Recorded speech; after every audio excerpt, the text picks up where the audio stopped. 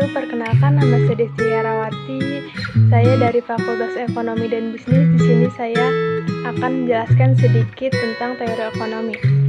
Teori ekonomi menurut para ahli, yang pertama Aristoteles berpendapat bahwa ilmu ekonomi adalah suatu cabang yang digunakan melalui dua jalan, yaitu adanya kemakmuran, kemungkinan untuk dipakai dan kemungkinan untuk ditukarkan dengan barang atau nilai pemakaian dan pertukaran.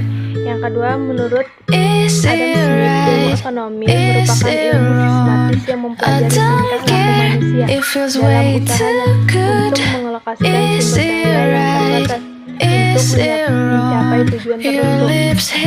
Yang ketiga, menurut Hermawan Kartajaya, pengertian ilmu ekonomi adalah wadah yang di dalamnya mempelajari tentang usaha manusia dalam mencapai kemakmuran. Untuk mencapai kemakmuran, manusia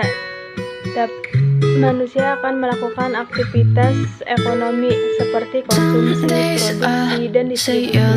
Hal ini dapat memunculkan masalah ekonomi, yaitu tidak seimbangnya kebutuhan manusia yang tak terbatas dengan jumlah barang atau produksi yang semakin terbatas. Lalu teori pertumbuhan ekonomi menurut para ahli ada 4, yaitu yang pertama dari klasik, yang kedua dari neoklasik, yang ketiga dari historis, yang keempat dari pertumbuhan ekonomi modern. Pengertian ekonomi dan ruang lingkupnya. Sejarah ekonomi, Adam Smith sering disebut sebagai orang pertama yang mengembangkan ilmu ekonomi pada abad 18. Perkembangan sejarah pemikiran ekonomi kemudian berlanjut dengan penghasilan tokoh-tokoh seperti Albert Marshall, J.M. Keynes, Carl Marx, hingga peraih hadiah Nobel bidang ekonomi tahun 2006, Edmund Blatt. Secara garis besar, perkembangan aliran pemikiran dalam ekonomi diawali oleh apa yang disebut sebagai aliran klasik. Pengertian ilmu ekonomi. Kata ekonomi berasal dari kata Yunani atau oikos yang berarti keluarga rumah tangga, dan nomos yang berarti aturan rumah tangga atau manajemen rumah tangga. Secara umum dapat dikatakan bahwa ekonomi adalah sebuah bidang kajian tentang pengurusan sumber daya material individu, masyarakat, dan negara untuk meningkatkan sumber daya yang melalui pilihan-pilihan kegiatan produksi, konsumsi, dan distribusi. Lalu ruang lingkup ilmu ekonomi. Yang pertama, ruang lingkup ekonomi mikro merupakan cabang ilmu ekonomi yang khusus mempelajari bagian-bagian kecil atau aspek individual dari keseluruhan kegiatan perekonomian. Analisis dalam teori ekonomi mikro antara lain meliputi perilaku pembeli atau konsumen dan produsen secara individual di dalam pasar.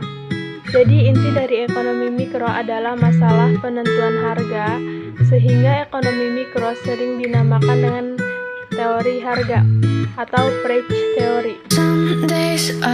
Ekonomi makro merupakan cabang ilmu ekonomi yang khusus mempelajari mekanisme bekerjanya perekonomian sebagai suatu keseluruhan atau agregat, berkaitan dengan penggunaan faktor produksi yang bekerja secara efisien agar kemakmuran masyarakat dan kemaksimuman.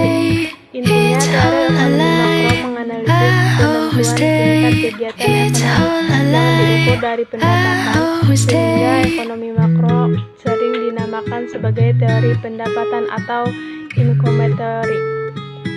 Yang kedua, perbedaan antara ekonomi makro dan ekonomi mikro. Yang pertama itu, ekonomi mikro lebih fokus terhadap analisis mengenai cara mengalokasikan sumber daya agar bisa tercapai keseimbangan yang tepat. Sementara ekonomi makro lebih fokus pada analisis mengenai pengaruh kegiatan ekonomi ekonomi terhadap kondisi perekonomian secara menyeluruh. Perkembangan teori ekonomi terus berlanjut seiring berjalannya waktu. Dari perspektif makroekonomi, teori Keynesian tentang intervensi pemerintah untuk mengatasi resesi telah berkembang. Di sisi lain, teori ekonomi neoklasik tetap relevan dengan penekanan pada pasar bebas dan fungsi pasar. Dalam mikroekonomi, teori permainan dan teori kontrak perilaku ekonomi juga menjadi fokus mempertimbangkan faktor psikologis dan pengambilan keputusan ekonomi. Sementara itu, tekanan keseimbangan ekonomi berperan penting dalam membentuk perilaku ekonomi. Teori pertumbuhan ekonomi juga terus berkembang dengan penelitian tentang faktor-faktor yang mempengaruhi pertumbuhan jangka panjang suatu negara. Perkembangan ekonomi dan globalisasi juga memberikan dampak signifikan pada perkembangan teori ekonomi, memunculkan pertimbangan baru terkait ekonomi digital, perdagangan internasional, dan dinamika pasar global. Tujuan teori ekonomi yang pertama itu mengatasi tentang ekonomi baru. Perkembangan teori ekonomi berusaha untuk mengatasi tantangan baru yang muncul seiring waktu, seperti globalisasi, revolusi teknologi, dan dinamika pasar yang kompleks. Yang kedua itu memahami ketidaksempurnaan pasar. Ada teori ekonomi yang mempengaruhi pertumbuhan ekonomi saat ini. Pertumbuhan ekonomi di Indonesia perlahan menuju ke arah yang lebih baik, meskipun masih belum cukup untuk dibilang stabil secara keseluruhan. Mayoritas masyarakat bisa mempengaruhi kebutuhan jika dibandingkan dengan masa krisis.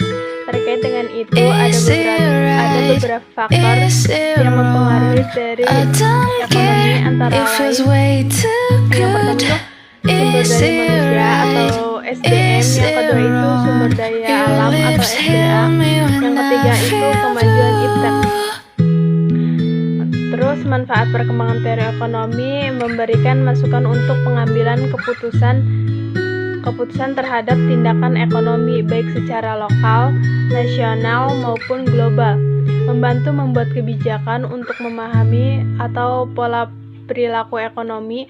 Masyarakat dapat memberikan sumbangsih dan kontribusi berupa pemikiran tentang potensi keterbatasan kebijakan ekonomi yang diambil oleh seorang pemimpin, memberikan masukan kritik dalam pengambilan keputusan terkait tindakan-tindakan ekonomi, meningkatkan kepekaan seorang terhadap situasi ekonomi baik secara lokal ataupun nasional. Elastisitas harga dan permintaan. Yang pertama itu pengertian elastisitas harga permintaan adalah derajat kepekaan atau respon jumlah permintaan akibat perubahan harga barang, atau dengan kata lain merupakan perbandingan daripada presentasi perubahan jumlah barang yang diminta, persentase perubahan dengan harga di pasar sesuai dengan hukum permintaan, di mana jika harga naik maka kuantitas barang turun dan sebaliknya. Dalam analisis elastisitas harga, permintaan lebih kerap dinyatakan sebagai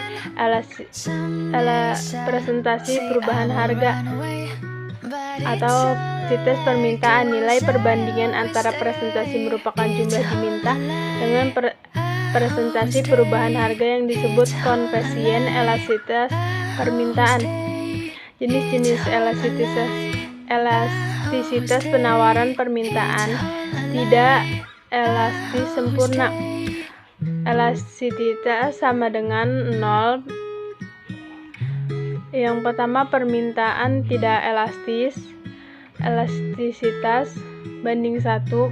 Permintaan untuk unit elastisitas sama dengan 1. Permintaan elastisitas banding 1. Permintaan elastis sempurna atau elastisitas. Beberapa faktor yang mempengaruhi elastisitas permintaan yaitu yang pertama, ada beberapa faktor yang mempengaruhi elastisitas permintaan yaitu yang pertama, tersedia atau tidaknya barang pengganti di pasar. Yang kedua, jumlah penggunaan atau tidak kebutuhan dari barang tersebut. Yang ketiga, jenis barang dan pola preferensi konsumen. Yang keempat, periode waktu yang tersedia untuk menyesuaikan terhadap perubahan harga atau periode waktu penggunaan barang tersebut. Yang kelima, kemampuan relatif anggaran untuk mengimpor barang tersebut. Lalu ada pengertian elastisitas penawaran. Elastisitas penawaran ialah berbanding antara seberapa besar perubahan jumlah barang yang ditawarkan sebagai akibat dari perubahan harga, atau S sama dengan atau ES sama dengan dikali atau ES sama dengan konvensien elastisitas yang diperoleh adalah positif dari korelasi yang positif antara perubahan harga dengan perubahan barang yang diminta. Teori biaya dan penerimaan. Teori biaya dan penerimaan dalam ilmu ekonomi dapat diartikan sebagai pengorbanan untuk menghasilkan suatu baik yang berwujud uang maupun bukan. Analisis biaya berhubungan antara biaya dengan kegiatan produksi. Biaya produksi adalah semua pengeluaran yang dilakukan oleh perusahaan untuk memperoleh faktor-faktor produksi dan bahan-bahan yang akan digunakan untuk menciptakan barang-barang yang akan diproduksi. Lalu analisis biaya produksi juga dilihat dari waktu, yaitu jangka pendek dan jangka panjang. Biaya produksi yang dikeluarkan perusahaan dalam jangka pendek dibedakan menjadi biaya total yang terdiri dari biaya tetap atau total fixed cost atau TFC, adalah keseluruhan biaya yang dikeluarkan untuk memperoleh faktor produksi atau input yang tidak dapat diubah jumlahnya, sehingga berapapun tingkat produksi yang dihasilkan oleh perusahaan, maka perusahaan harus menanggung biaya yang sama besarnya. Terus biaya berubah atau variable total atau total variable cost atau TVC adalah suatu keseluruhan biaya yang dikeluarkan untuk memperoleh faktor produksi yang dapat diubah jumlahnya sesuai dengan jumlah produksi yang dihasilkan. Penerimaan review adalah penerimaan produsen dari hasil penjualan produksinya. Ada beberapa konsep penerimaan yang penting dalam melakukan analisis perilaku produsen, yaitu penerimaan total atau total revenue atau TR, total penerimaan perusahaan dari hasil penjualan produksinya atau output, atau hasil perilaku atau perkalian antara jumlah produksi yang dijual dengan harga jual produk. TR sama dengan PQ kali O. Penerimaan rata-rata average revenue atau AR, penerimaan perusahaan per unit produk yang mampu dijual oleh perusahaan, harga jual produk per unit. Ketika itu penerimaan marginal atau marginal revenue atau MR, kenaikan dari penerimaan total atau TR yang disebabkan oleh penjualan satu unit produk atau output. Cukup sekian presentasi dari saya, kurang lebihnya mohon maaf. Wabillahi taufiq walhidayah. Wassalamualaikum warahmatullahi wabarakatuh.